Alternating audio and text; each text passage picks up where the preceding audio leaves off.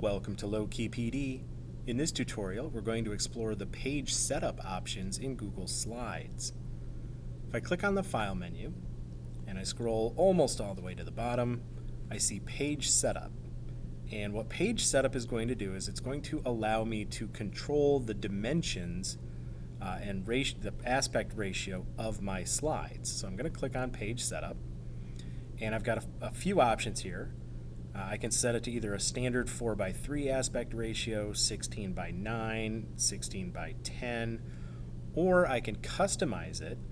And if you know you're going to print these and you want your slide deck to be printer friendly for like 8.5x11 sheets of paper, using a custom page setup here is actually a good idea. You could set it to be pretty much exactly 8.5x11, or however, whatever the print margins you want to have are. You can just change these, and then you also have some options for the units here.